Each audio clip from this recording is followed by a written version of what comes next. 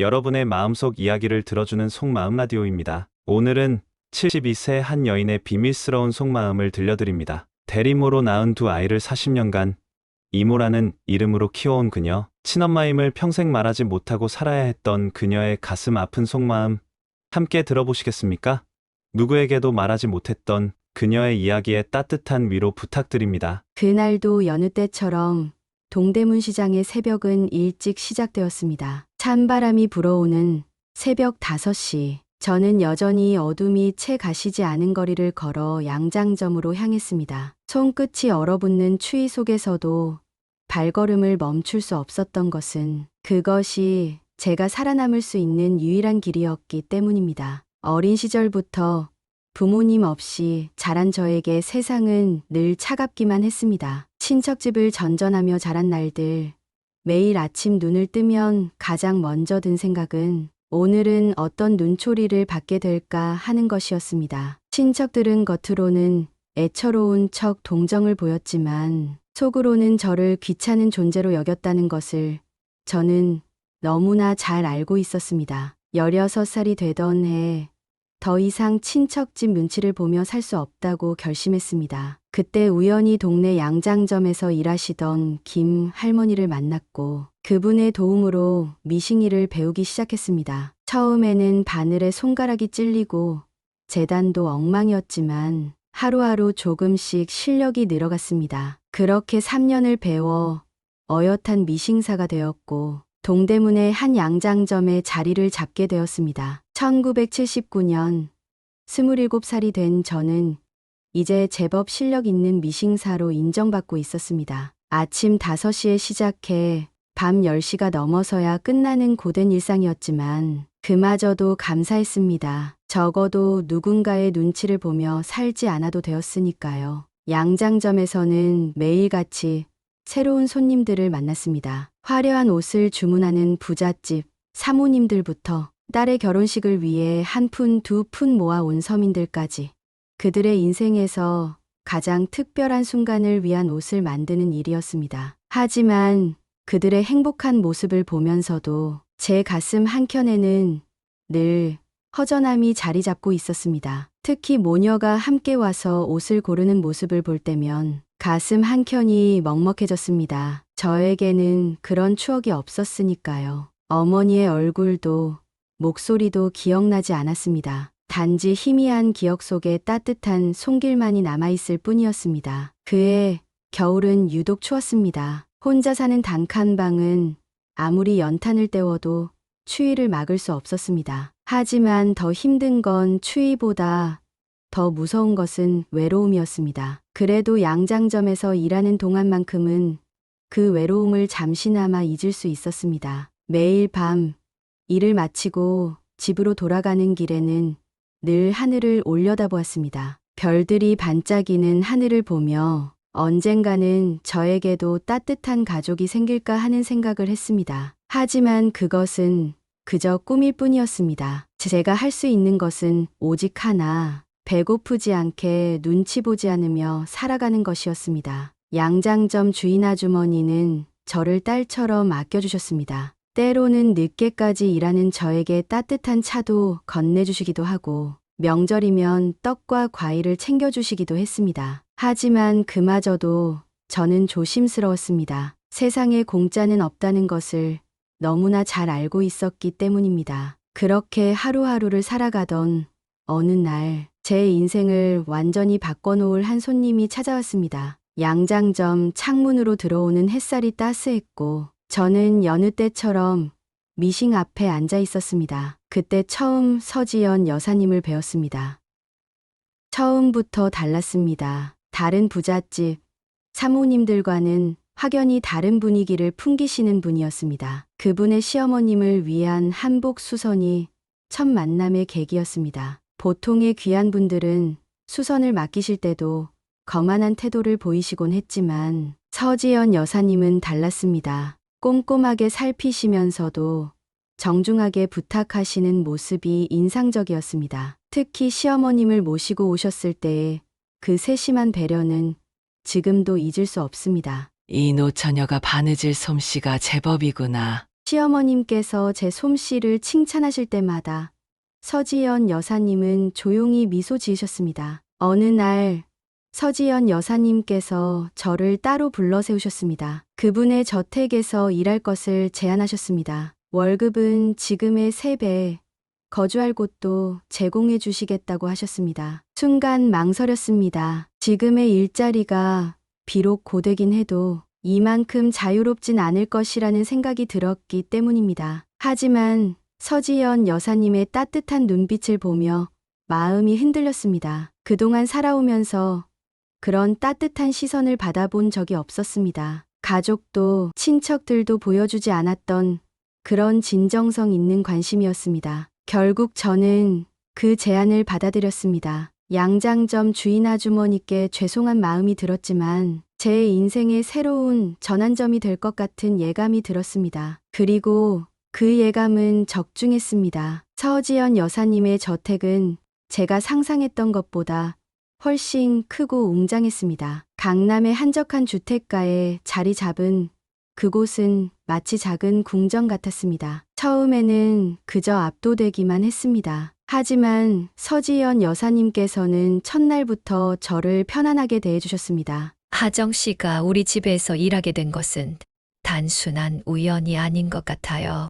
그때 하신 말씀이 아직도 귓가에 생생합니다. 마치 운명처럼 느껴졌던 그 말씀은 나중에 와서야 그 진정한 의미를 깨달을 수 있었습니다. 저택에서의 생활은 쉽지 않았습니다. 매일 아침 일찍 일어나 집안 구석구석을 청소하고 식사 준비를 돕고 세탁물을 관리하는 것은 기본이었습니다. 게다가 수시로 찾아오시는 손님들을 접대하는 일도 제 몫이었습니다. 특히 어려웠던 것은 다른 하인들과의 관계였습니다. 오랫동안 이 저택에서 일해온 그들은 저를 달갑지 않아 했습니다. 서지연 여사님의 각별한 관심을 받는 제가 못마땅했던 것입니다. 뒤에서는 저택에 들어온 지 얼마나 됐다고 벌써부터 눈에 띄려고 안달이 났네. 라는 험담이 들려왔습니다. 하지만 저는 참았습니다. 그동안 살아오면서 익숙해진 일이었으니까요. 대신 더 열심히 일했습니다. 새벽부터 밤늦게까지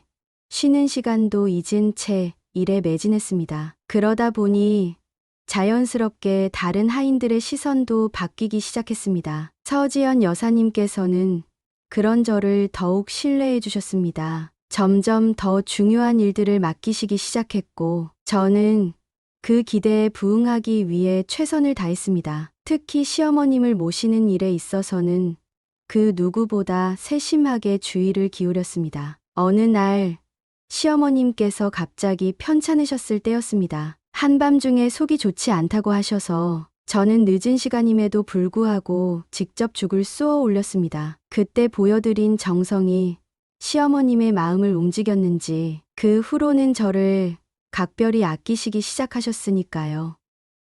서지연 여사님의 남편이신 강민우 회장님은 거의 뵙기 어려웠습니다. 항상 바쁘시다는 이유로 집에는 늦게 들어오시고 일찍 나가셨습니다. 가끔 뵐 때면 위엄 있고 근엄하신 모습이 인상적이었습니다. 하지만 그때는 몰랐습니다. 그분과 제가 이렇게 깊은 인연이 될 줄은요. 1980년의 겨울, 저는 점점 더 이 저택에서의 생활에 익숙해져 갔습니다. 하지만 동시에 이상한 긴장감도 느꼈습니다. 서지연 여사님의 얼굴에 드리워진 그림자를 볼 때면 뭔가 큰 일이 일어날 것만 같은 느낌이 들었습니다. 시간은 빠르게 흘러갔습니다. 저택에서의 생활이 2년째로 접어들면서 저는 점점 더 서지연 여사님의 믿음직한 오른팔이 되어가고 있었습니다. 하지만 그 과정이 순탄하기만 했던 것은 아니었습니다. 특히 작은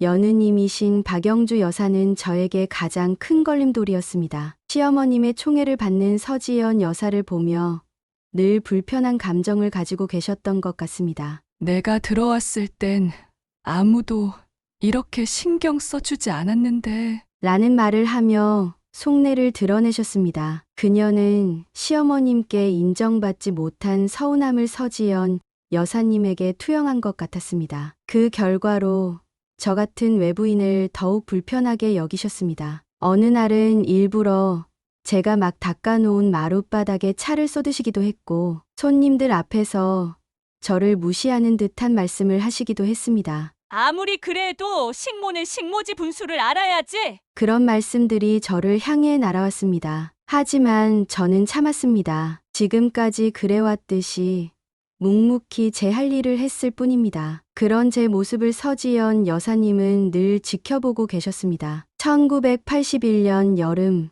큰일이 있었습니다. 시어머님께서 갑자기 쓰러지신 것입니다. 그날따라 서지연 여사님도 다른 식구들도 모두 외출 중이었습니다. 저는 망설임 없이 시어머님을 부축해 병원으로 모셨고 밤새 곁을 지켰습니다. 다행히 큰 병은 아니었지만 그 일을 계기로 집안에서 제 입지가 더욱 단단해졌습니다. 박영주 여사도 그 후로는 노골적인 방해는 하지 않으셨습니다. 대신 음험한 소문을 퍼뜨리기 시작하셨죠. 제가 회장님을 유혹하려 한다느니, 서지연 여사님의 자리를 노린다느니 하는 말들이었습니다. 하지만 그런 소문도 오래가지는 않았습니다. 1982년 초 서지연 여사님께서 갑자기 저를 서재로 부르셨습니다. 그날 처음으로 여사님의 비밀을 알게 되었습니다. 결혼한 지 20년이 넘도록 자식이 없으시다는 것, 그리고 그것이 얼마나 큰 고통이었는지를 말씀해 주셨습니다. 하정 씨, 당신은 내가 처음 본 순간부터 특별해 보였어요.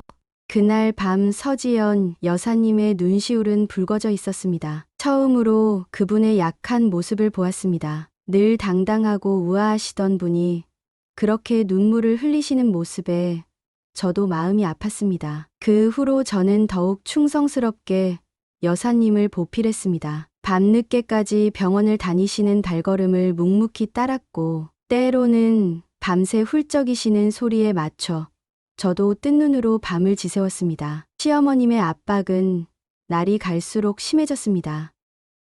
애 하나 없이 어찌 며느리 노릇을 하겠다는 게야. 라는 말씀이 날카로운 비수가 되어 여사님의 가슴에 박혔습니다. 저는 그런 말씀을 들을 때마다 가슴이 미어졌습니다. 특히 명절 때가 가장 힘들었습니다. 온 집안 식구들이 모이는 자리에서 은근히 들려오는 수군거림들, 시어머님의 날카로운 눈초리, 그리고 그 속에서 애써 미소를 지으시는 서지연 여사님의 모습이 너무나 안타까웠습니다. 회장님도 점점 달라지셨습니다. 예전보다 더 늦게 들어오셔도 거의 말씀이 없으셨습니다. 가끔 서재에서 들려오는 언성 높은 대화, 그리고 그 후 여사님의 붉어진 눈가를 보며 저는 가슴 한켠이 무거워졌습니다. 1982년 겨울, 서울에는 유독 눈이 많이 내렸습니다. 하얀 눈이 쌓여가는 만큼 저택의 분위기는 점점 더 무거워져만 갔습니다. 서지연 여사님의 건강은 급속도로 나빠지기 시작했습니다. 그해 12월, 집안의 큰 어른이신 대종손 할아버님께서 직접 저택을 방문하셨습니다. 평소에는 명절에도 잘 나오지 않으시던 분이었기에 온 집안이 술렁였습니다. 저는 그날의 일을 잊을 수가 없습니다. 서재에서 들려오던 날카로운 목소리, 여사님의 흐느낌, 그리고 회장님의 무거운 한숨까지. 더 이상 기다릴 수 없다. 가문의 대를 이어야 한다. 대종손 할아버님의 목소리는 서재 밖에까지 울려 퍼졌습니다. 그날 이후로 저택에는 이상한 소문들이 돌기 시작했습니다. 회장님의 재혼설, 첩을 드릴 것이라는 이야기까지. 특히 박영주 여사는 그런 소문을 더욱 부추기는 듯했습니다. 심지어는 자신의 동생을 회장님의 후처감으로 추천하려 했다는 이야기도 들려왔습니다. 가문의 혈통을 이어갈 자식이 필요하다는 영목하에 온갖 추악한 음모들이 꾸며지고 있었습니다. 서지연 여사님은 그 모든 것을 알고 계셨습니다. 하지만 아무 말씀도 하지 않으셨습니다. 대신 밤마다 촛불을 켜고 기도하셨습니다. 저는 그런 여사님의 모습을 멀리서 지켜볼 수밖에 없었습니다. 너무나 안타까웠지만 제가 할 수 있는 일이 아무것도 없었습니다. 설상가상으로 시어머님의 건강도 악화되기 시작했습니다. 평소 혈압이 높으셨던 시어머님은 손자 문제로 날마다 속을 끓이시다가 결국 쓰러지셨습니다. 병원에 입원하신 시어머님은 매일같이 서지연 여사님을 찾으셨고 그때마다 내가 살아생전에 손자 얼굴 한번 보고 싶구나. 라는 말씀을 하셨습니다. 그즈음 회장님도 많이 지쳐 보이셨습니다. 늘 위험 있고 단단해 보이시던 분이 어느새 한없이 나이 들어 보이셨습니다. 가끔 늦은 밤 서재에서 홀로 술을 마시는 모습을 보면 가문의 압박이 얼마나 무거운 것인지 느낄 수 있었습니다. 1982년이 저물어갈 무렵 마침내 가문에서 최후 통첩이 날아왔습니다. 1년 안에 후사 문제를 해결하지 못하면 세장님의 자리를 박영주 여사의 남편인 작은 아드님에게 넘기겠다는 것이었습니다. 그것은 단순한 협박이 아닌 실제 행동으로 옮겨질 수 있는 위협이었습니다. 그 통첩이 떨어진 날 처음으로 서지연 여사님의 완벽함이 무너지는 것을 보았습니다. 늘 우아하고 담담하게 모든 것을 받아들이시던 분이 그날만큼은 처절하게 무너지셨습니다. 방 안에서 들리는 물건 부서지는 소리, 그리고 이어지는 절규에 저는 그저 문 앞에서 눈물만 흘릴 수 있었습니다. 그런 와중에 박영주 여사의 행패는 더욱 심해졌습니다. 이제는 아예 노골적으로 서지연 여사님을 무시하기 시작했고, 심지어는 제가 있는 자리에서 부림인 며느리는 며느리가 아니지.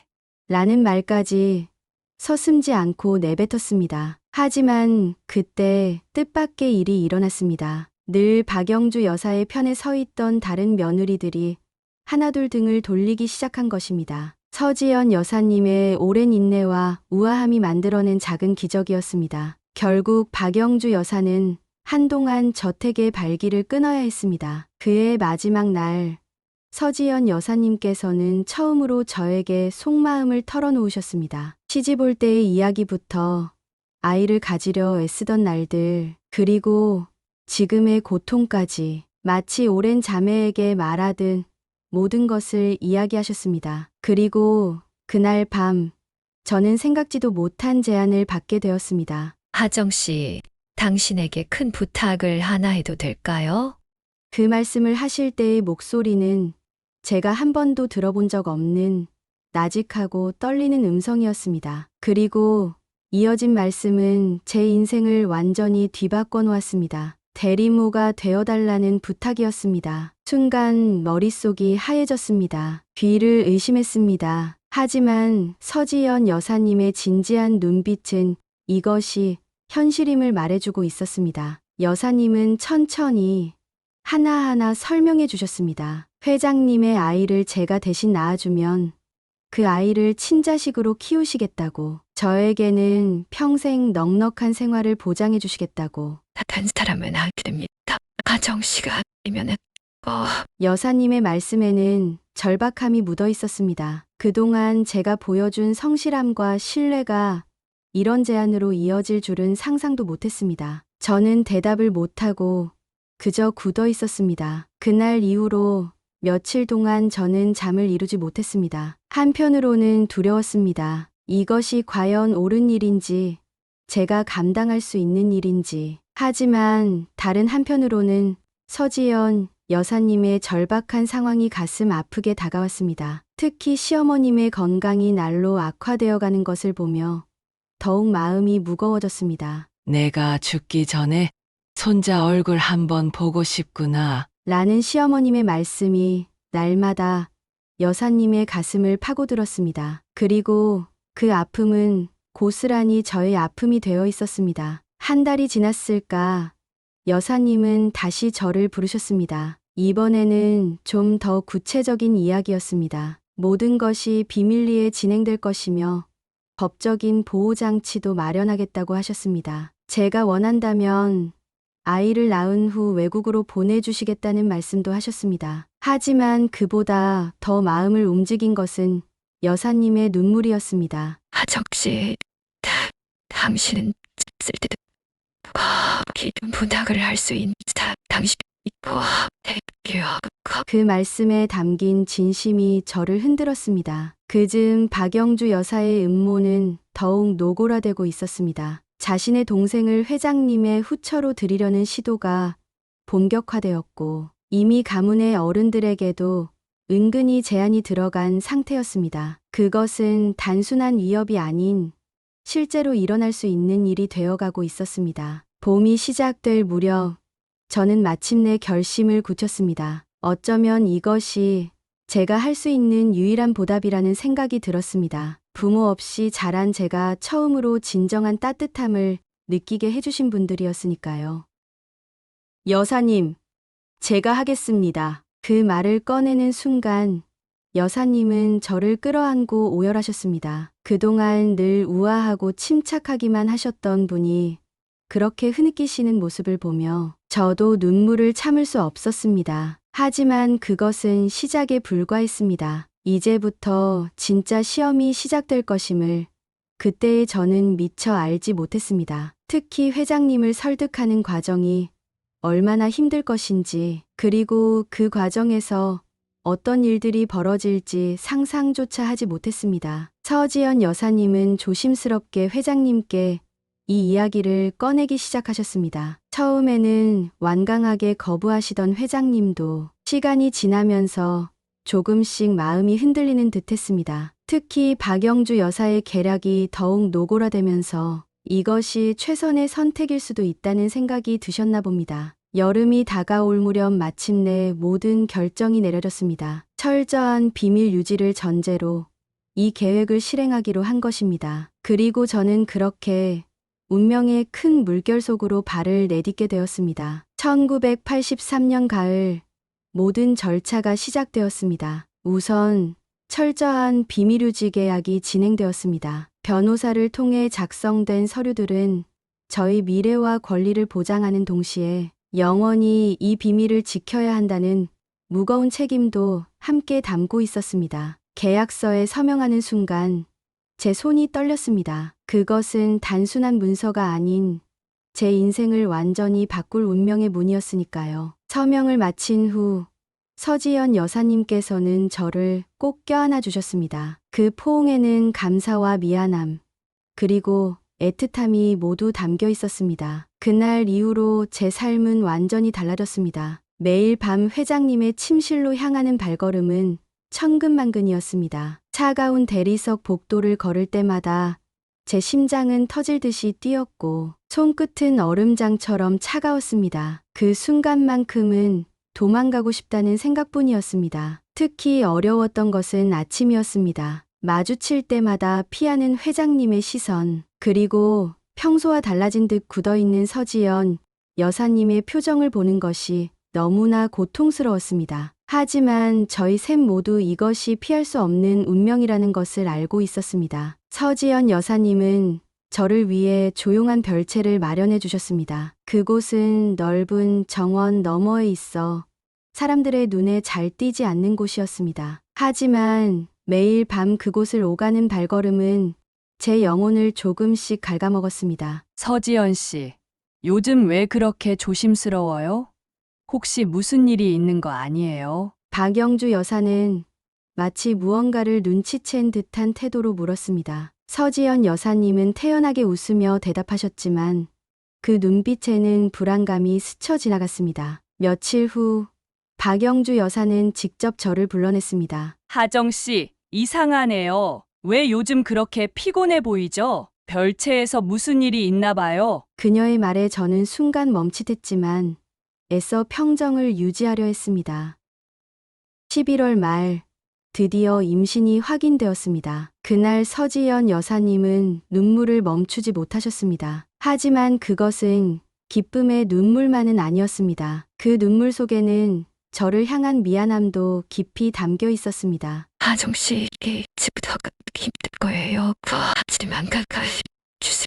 그 말씀에 저는 고개를 끄덕일 수밖에 없었습니다. 이제 더 큰 과제가 남아 있었습니다. 바로 이 사실을 완벽하게 숨기는 일이었습니다. 임신 초기의 입덧을 숨기는 것부터가 큰 시련이었습니다. 아침마다 찾아오는 메스꺼움을 참으며 일상적인 표정을 지어야 했고, 주방 일을 할 때면 음식 냄새에 숨이 막히는 것을 꼭 참아야 했습니다. 특히 힘들었던 것은 회장님을 마주하는 순간이었습니다. 이제는 그분의 아이를 뱃속에 품고 있다는 사실이 저를 무겁게 짓눌렀습니다. 복도에서 마주칠 때면 고개를 푹 숙인 채 빠르게 지나갔고 혹시라도 눈이 마주치지 않을까 조심했습니다. 1983년의 마지막 날, 저는 별채의 작은 방에서 홀로 해를 보냈습니다. 창밖으로 보이는 불꽃놀이를 보며 이제 시작될 새로운 삶에 대한 두려움과 기대가 교차했습니다. 그리고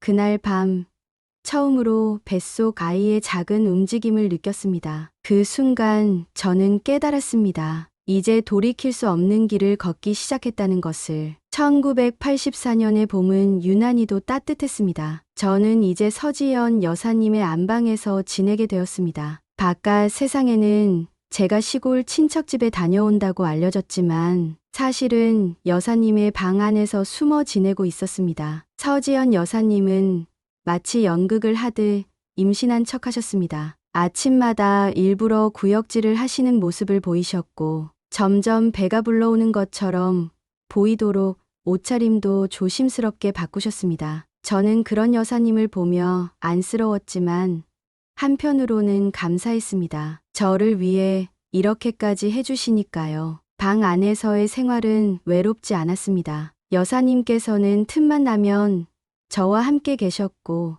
저희 모든 것을 직접 챙기셨습니다. 입덧이 심할 때면 밤늦게라도 제가 먹고 싶은 음식을 손수 구해 오셨고 다리가 붓고 허리가 아플 때면 직접 마사지도 해주셨습니다. 하정 씨, 불편한 거 있으면 언제든 말해요. 내가 다 해줄 테니.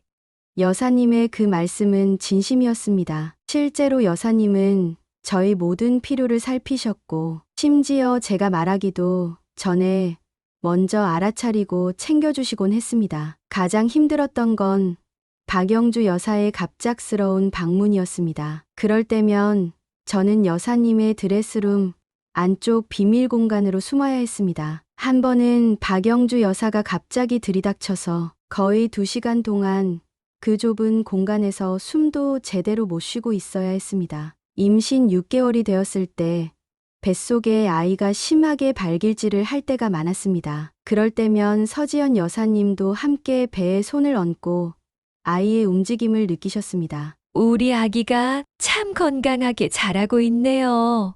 그렇게 말씀하실 때에 여사님의 눈빛은 진정한 어머니의 눈빛이었습니다. 출산이 가까워질수록 저희는 더욱 긴장된 나날을 보냈습니다. 혹시라도 갑자기 진통이 시작될까봐 여사님은 항상 병원 갈 준비를 해두셨습니다. 밤에는 제 옆에서 주무시면서도 저희 작은 신음소리에도 눈을 뜨시곤 했습니다. 1984년 8월에 어느 무더운 밤, 마침내 진통이 시작되었습니다. 다행히 한밤중이었기에 아무도 모르게 병원으로 갈 수 있었습니다. 여사님은 제 손을 꼭 잡아주시며 진통을 견딜 수 있게 도와주셨습니다. 12시간의 진통 끝에 건강한 사내 아이가 태어났습니다.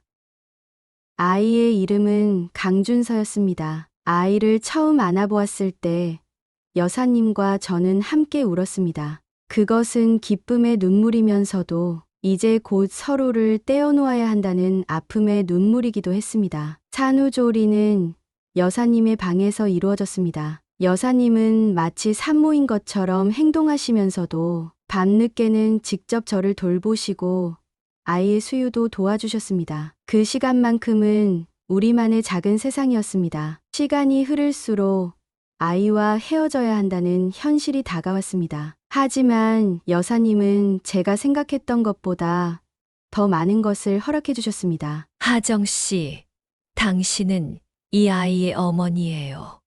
비록 남들은 모르겠지만 우리는 알고 있잖아요.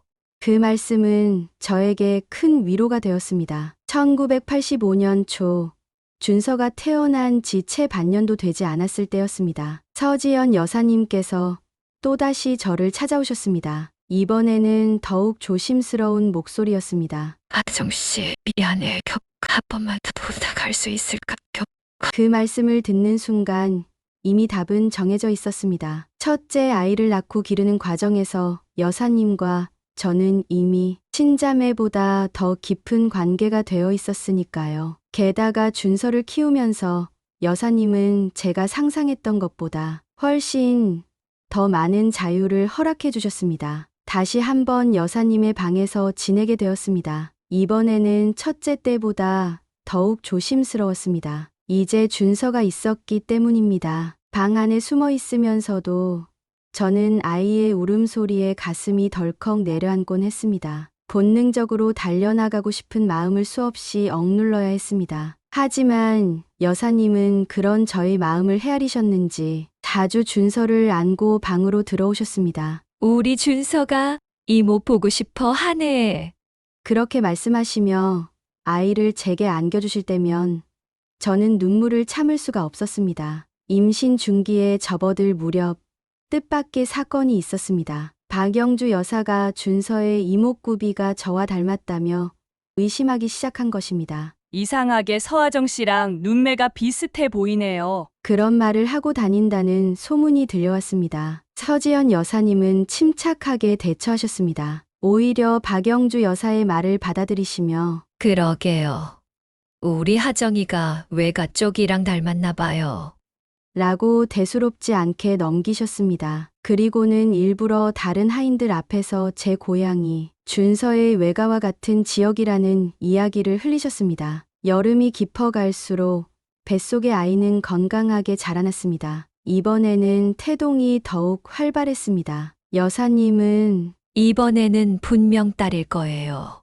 라고 확신하셨습니다. 밤마다 저희는 아이의 이름을 고르며 즐거운 시간을 보냈습니다. 출산은 첫째 때보다 수월했습니다. 1985년 9월에 어느 새벽 예정일보다 조금 일찍 진통이 시작되었습니다. 여사님은 이미 모든 준비를 해두고 계셨고 아무도 모르게 병원으로 향했습니다. 8시간의 진통 끝에 예쁜 여자아이가 태어났습니다. 아이의 이름은 강서아로 정해졌습니다. 하정 씨, 이번에는 우리 둘 다 딸을 얻은 거예요.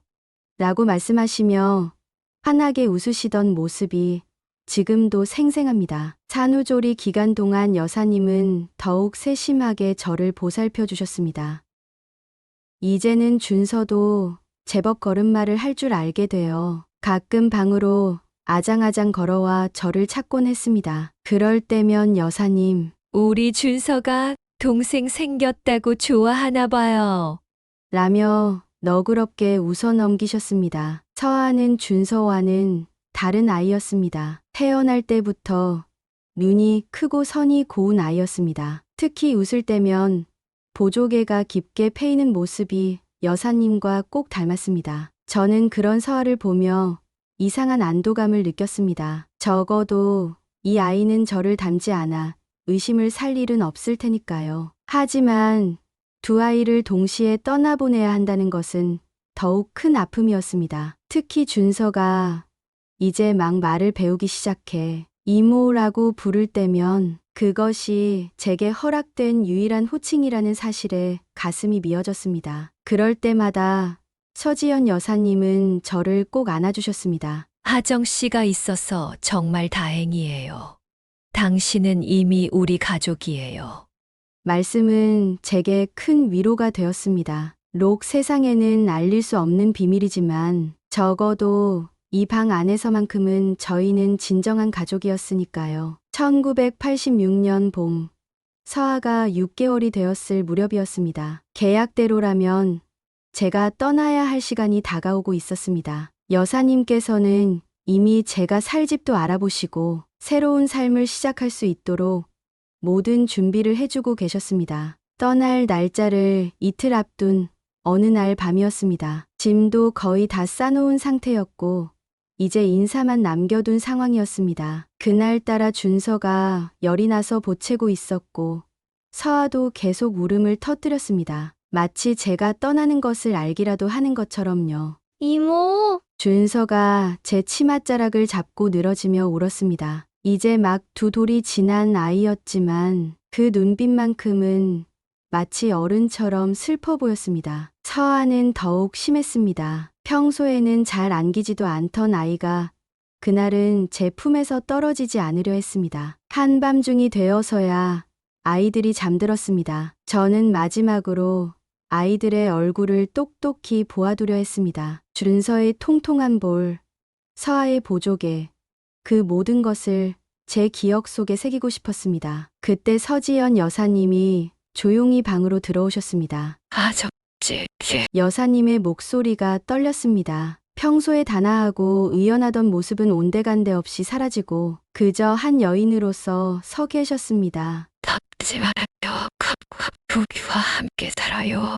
순간 저는 귀를 의심했습니다. 하지만 여사님은 계속해서 말씀하셨습니다. 하정씨 없이는 이들을 키울 수 없어요. 하정씨는 이미 우리 가족이에요. 아이들 입으로 함께 자라주세요. 부탁이에요.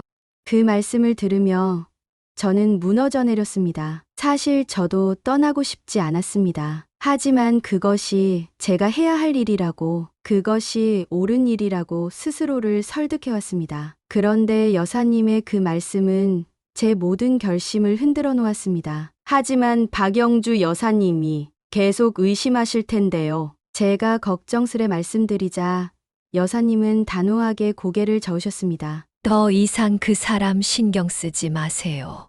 하정 씨는 제가 지킬게요.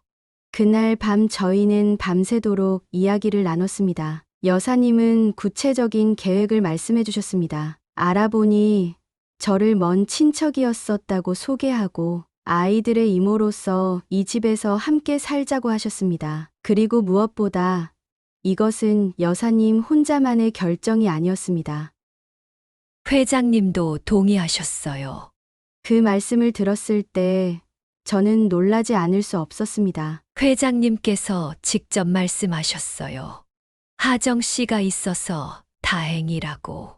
그제서야 저는 알 수 있었습니다. 지난 시간 동안 제가 보여준 진심이 세장님의 마음도 움직였다는 것을. 비록 겉으로는 서로 외면하고 지냈지만 회장님도 저를 지켜보고 계셨던 것입니다. 시어머님께도 이미 양해를 구하셨다고 했습니다. 어머님께서도 하정 씨를 믿으세요.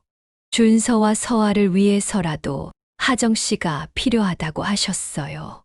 결국 저는 머물기로 했습니다. 그것은 제 인생에서 가장 큰 결정이었지만 동시에 가장 자연스러운 선택이기도 했습니다. 이미 저희는 피보다 더 깊은 유대로 맺어져 있었으니까요. 다음 날 저는 짐을 다시 풀었습니다. 준서가 제 방으로 뛰어들어와 이모, 이모 하며 좋아하는 모습을 보며 처음으로 진정한 가족의 의미를 느낄 수 있었습니다. 저에게는 이제 지켜야 할 소중한 가족이 생긴 것입니다. 1986년의 여름, 저는 공식적으로 이 가문의 일원이 되었습니다. 서지연 여사님은 저를 친정 먼 친척이라고 소개하셨고 이모뻘 되는 친척이라 이제부터 이 집에서 함께 지내게 될 거라고 하셨습니다. 처음에는 낯선 시선들이 많았습니다. 특히 박영주 여사는 여전히 의심의 눈초리를 거두지 않았습니다. 갑자기 친척이라고 이상하지 않아요? 라며 응엄한 소리를 내었지만 이제는 서지연 여사님께서 당당하게 맞서주셨습니다. 영주 씨, 하정 씨는 우리 어머님께서도 인정하신 분이에요. 더 이상의 말씀은 삼가주세요. 여사님의 그 한마디에 박영주 여사는 더 이상 노골적인 적대감을 드러내지 못했습니다. 하지만 여전히 그녀의 눈초리만큼은 날카로웠습니다. 새로운 신분으로 살아가는 것은 생각보다 더 힘들었습니다. 이제는 더 이상 하인이 아닌 가족이었지만 그만큼의 책임감도 따라왔습니다. 특히 아이들 앞에서는 더욱 조심스러워야 했습니다. 가끔 준서가 달려와 안길 때면 너무 반가워 꼭 안아주고 싶었지만 적당한 거리를 유지해야 했습니다. 이모, 나랑 놀아줘. 준서의 그 천진난만한 목소리를 들을 때면 가슴이 미어졌습니다. 저에게는 평생 들을 수 없을 것 같았던 엄마라는 단어 대신 이모라는 호칭이 허락되었다는 것만으로도 감사했습니다. 서아는 아직 어려서 말을 하지 못했지만 그 맑은 눈으로 저를 바라볼 때면 마음이 아팠습니다. 특히 서아가 아플 때면 더욱 그랬습니다. 밤새 열에 들떠 보채는 아이를 안고 있으면서도 저는 이모로서 나도 걱정할 수 있었습니다. 서지연 여사님은 그런 저의 마음을 알아주셨습니다. 다른 사람들이 없을 때면 아이들을 마음껏 안아주게 해주셨고, 때로는 일부러 저와 아이들만의 시간을 만들어주시기도 했습니다. 하정 씨, 오늘은 아이들과 정원에서 놀아주세요. 제가 다른 사람들은 다 막을 테니. 회장님과의 관계도 조심스럽게 변화했습니다. 이제는 더 이상 하인이 아닌 친척으로서 인사를 드려야 했습니다. 처음에는 어색했지만 회장님께서도 조금씩 마음을 열어주셨습니다. 특히 준서가 저를 따르는 모습을 보실 때면 회장님의 눈빛이 한결 부드러워지는 것을 느낄 수 있었습니다. 시어머님께서는 의외로 저를 많이 아껴주셨습니다. 하정이가 있어서 다행이야. 우리 손주들이 이렇게 잘 자라는 것도 다 하정이 덕분이지. 그런 말씀을 하실 때면 저는 눈물이 날 것 같았습니다. 저택의 다른 하인들의 태도도 달라졌습니다. 이제는 제가 명령을 내리는 위치가 되었지만 저는 결코 그들을 함부로 대하지 않았습니다. 제가 그들의 처지를 너무나 잘 알고 있었기 때문입니다. 대신 그들의 어려움을 살피고 도와주려 노력했습니다.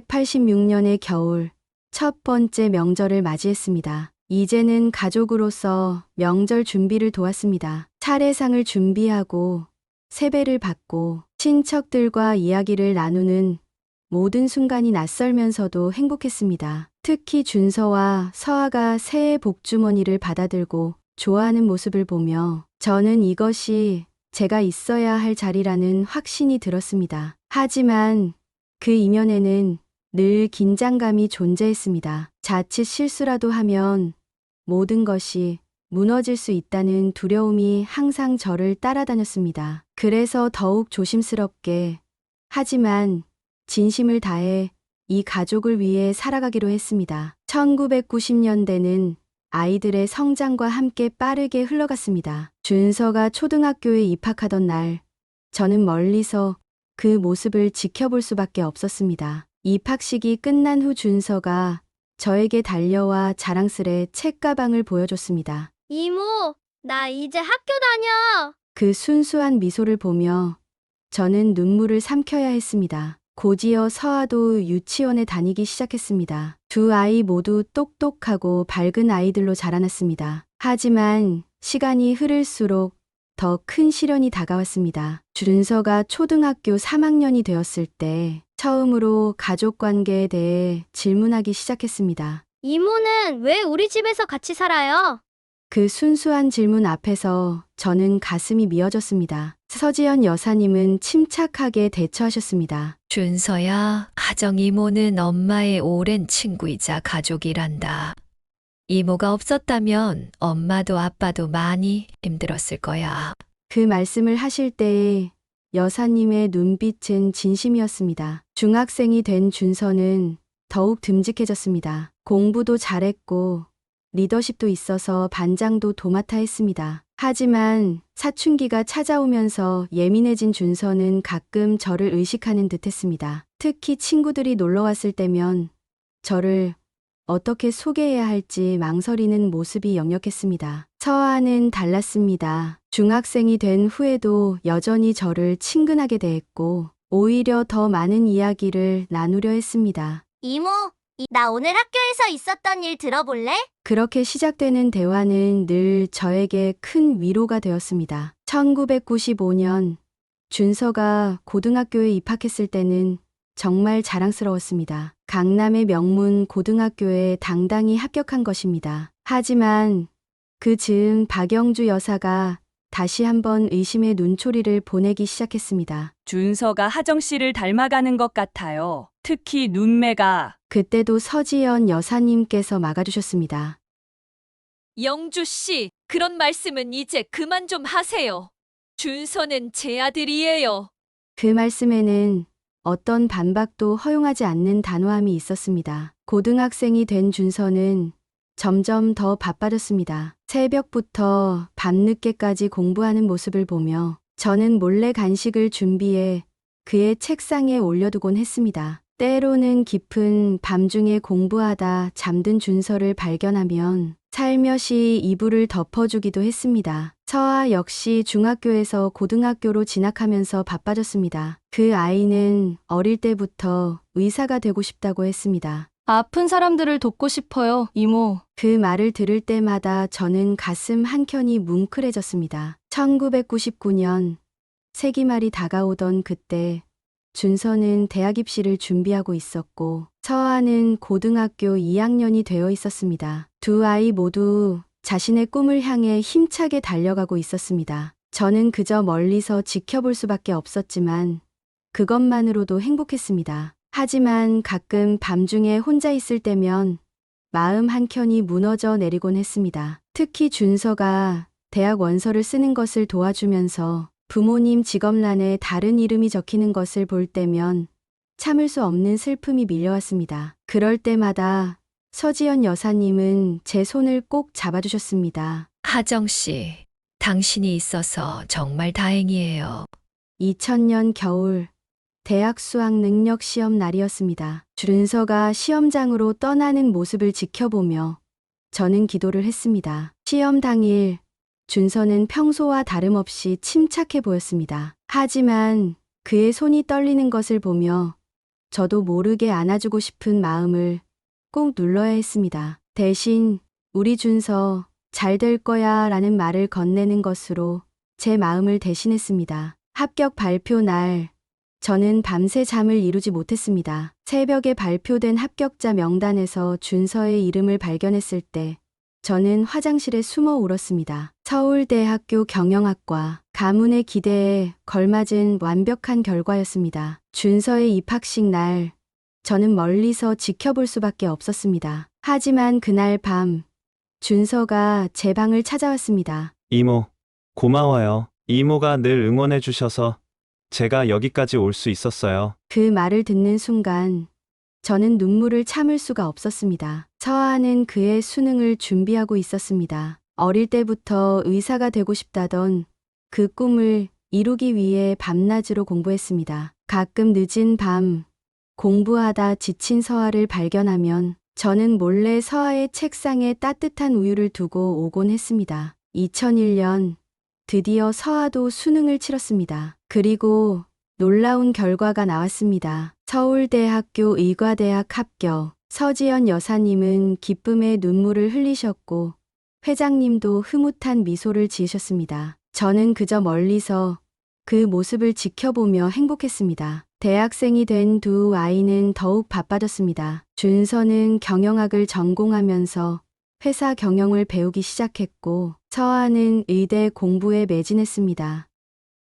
가끔 도서관에서 늦게 돌아오는 아이들을 기다리며 저는 그들이 이루고 싶은 꿈을 응원했습니다. 2003년 준서가 군대에 입대했을 때는 마음이 무너질 것 같았습니다. 삭발한 모습으로 훈련소로 떠나는 아들을 보며 저는 처음으로 어머니의 마음이 어떤 것인지 깊이 깨달았습니다. 준서의 휴가날 저는 아이의 좋아하는 음식을 몰래 준비했습니다. 군대에서 못 먹던 음식을 허겁지겁 먹는 모습을 보며 가슴 한켠이 아팠습니다. 하지만 이제는 무럭무럭 자란 아들의 모습에 자부심도 느꼈습니다. 서아는 의대 생활이 바빠도 틈틈이 저를 찾아왔습니다. 이모, 오늘은 처음으로 실제 수술을 참관했어요. 이모, 오늘은 처음으로 실제 수술을 참관했어요. 그렇게 전공 이야기를 들려줄 때면 그 아이의 눈빛이 반짝반짝 빛났습니다. 2005년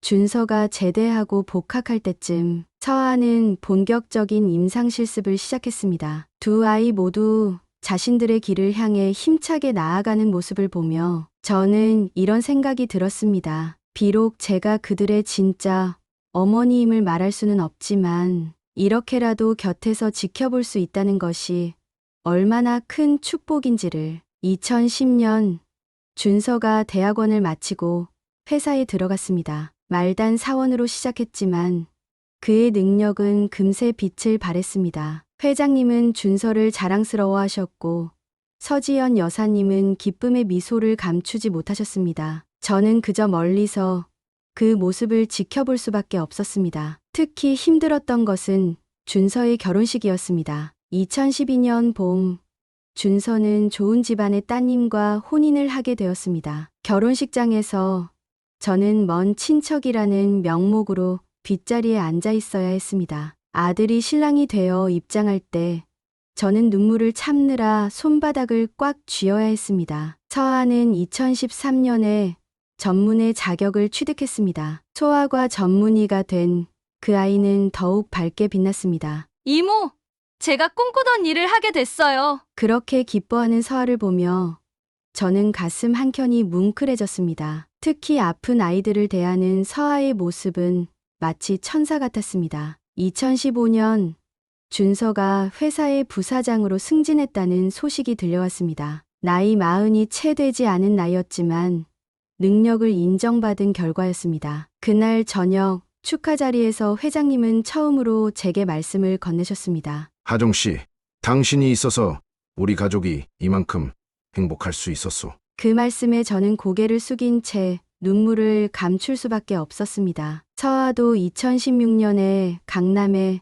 자신의 병원을 개원했습니다. 소아과 의사가 된 그 아이는 환자들 사이에서 천사 선생님으로 불렸습니다. 특히 경제적으로 어려운 아이들을 위해 무료 진료를 하는 모습을 보며 저는 그 아이가 얼마나 따뜻한 마음을 가졌는지 다시 한번 느낄 수 있었습니다. 2017년 준서의 첫 아이가 태어났습니다. 제 손자를 안아보는 순간 저는 또다시 눈물을 참아야 했습니다. 아기의 작은 손가락이 제 손가락을 꼭 쥐었을 때 그 따스함이 준서가 태어났을 때와 똑같았습니다. 서아의 결혼식은 2018년 가을에 있었습니다. 역시나 저는 뒷자리에서 지켜볼 수밖에 없었지만 아름다운 신부가 된 딸을 보며 가슴이 벅차올랐습니다. 결혼식이 끝나고 서아가 저를 찾아와 안겼을 때 저는 그 포옹의 의미를 온전히 이해할 수 있었습니다. 2019년이 되자 준서는 회장 자리에 오를 준비를 시작했습니다. 이제는 어엿한 기업인이 된 준서의 모습에서 회장님의 젊은 시절이 겹쳐 보였습니다. 특히 직원들을 대하는 자상한 모습은 꼭 회장님을 닮았습니다. 서아의 병원은 더욱 번창했고 9년에는 분원까지 열게 되었습니다. 서아는 여전히 봉사활동을 멈추지 않았고 저소득층 아이들을 위한 무료 진료 프로그램을 확대해 나갔습니다. 이모, 제가 이런 일을 할 수 있는 건 모두 이모 덕분이에요. 그 말을 들을 때마다 저는 가슴이 먹먹해졌습니다. 박영주 여사는 이제 나이가 들어 많이 수그러들었지만 가끔씩 여전히 의심의 눈초리를 보내곤 했습니다. 하지만 이제는 더 이상 두렵지 않았습니다. 제 자리를 지켜준 서지연 여사님이 계셨고 무엇보다 당당하게 자신의 길을 걸어가는 두 아이들이 있었기 때문입니다. 밤이면 저는 여전히 그들의 어린 시절 사진을 보곤 했습니다. 첫돌 사진부터 학창 시절, 그리고 이제는 성공한 사회인이 된 그들의 모습까지. 비록 제가 그들의 진짜 어머니임을 말할 순 없지만 이렇게라도 그들의 행복한 모습을 지켜볼 수 있다는 것만으로도 감사했습니다. 2020년 코로나라는 큰 위기가 닥쳤을 때도 우리 가족은 더욱 단단해졌습니다. 서아는 최전선에서 아이들을 치료하느라 눈코 뜰 새 없이 바빴고 준서는 회사를 지키기 위해 고군분투했습니다. 저는 그저 멀리서 그들의 안전을 기도할 수밖에 없었습니다. 2021년 봄, 서아가 임신 소식을 전해왔습니다. 첫 손주였던 준서의 아이에 이어 이제 둘째 손주를 맞이하게 된 것입니다. 서아는 임신 중에도 병원 일을 멈추지 않았습니다. 이모, 이런 시기일수록 아픈 아이들이 더 필요로 하잖아요. 라며 말하는 모습이 마치 젊은 시절 서지연 여사님과 똑 닮아 보였습니다. 준서의 아이는 이제 초등학교에 들어갔습니다. 등하교길에 가끔 마주치면 이모 할머니! 하고 반갑게 불러주었습니다. 그 목소리를 들을 때면 준서가 어렸을 때 이모! 하고 부르던 그 순간이 겹쳐 보였습니다. 세월이 이렇게 흘러가는구나 하는 생각이 들었습니다. 서지연 여사님은 이제 80이 넘으셨지만 여전히 단아한 모습을 잃지 않으셨습니다. 다만 최근 들어 자주 피곤해 하시는 모습을 보며 마음이 아팠습니다. 여사님은 이제 저를 더 이상 먼 친척이나 가정부로 대하지 않으셨습니다. 하정 씨, 이제는 내가 의지하고 있네요. 그렇게 말씀하시며 제 손을 꼭 잡아주시곤 했습니다. 2022년 겨울, 서아가 드디어 출산을 했습니다. 딸아이였습니다. 서아는 제게 아이의 이름을 지어달라고 부탁했습니다. 저는 오랜 시간 고민 끝에 서하라고 지었습니다. 서지연 여사님의 서자와 제 이름의 하자를 따서 지은 이름이었습니다. 회장님은 이제 거의 은퇴하신 상태였지만 가끔 준서에게 조언을 해주시곤 했습니다. 그런 두 사람의 모습을 보고 있노라면 세월의 흐름이 참 감사하게 느껴졌습니다. 특히 회장님께서 저를 보실 때마다 하정 씨, 수고가 많소. 라고 말씀해 주시는 그 따뜻한 눈빛은 지난 세월의 모든 아픔을 씻어주는 것 같았습니다. 2023년 큰 변화가 있었습니다. 박영주 여사의 남편이신 작은 회장님께서 갑자기 돌아가신 것입니다. 어느 날 박영주 여사가 제 방문을 두드렸습니다. 하정 씨, 내가 너무 미안한 짓을 많이 했어요. 이제 와서 이렇게 말해봐야 소용없겠지만 정말로 사과하고 싶어요. 그녀의 눈가에는 눈물이 맺혀 있었습니다. 그동안 겪어온 갈등이 떠올라 마음이 복잡했지만 저는 조용히 고개를 끄덕였습니다. 이제 다 지난 일이에요. 저도 이해해요. 여사님. 그 순간 박영주 여사의 얼굴에 처음으로 편안한 미소가 떠올랐습니다. 서아의 아이 서아는 이제 걸음마를 시작했고 준서의 아이는 학예회에서 상을 받아왔습니다. 손주들의 재롱을 보며 저는 가끔 생각했습니다. 제가 진짜 할머니임을 밝힐 수 없다는 것이 때로는 가슴 아프지만 이렇게라도 그들과 함께 할 수 있다는 것이 얼마나 큰 축복인지를. 2024년 초 서지연 여사님께서 많이 쇠약해지셨습니다. 이제는 제가 여사님을 모시는 일이 더 많아졌습니다. 하정 씨, 우리가 참 긴 시간을 함께 했네요.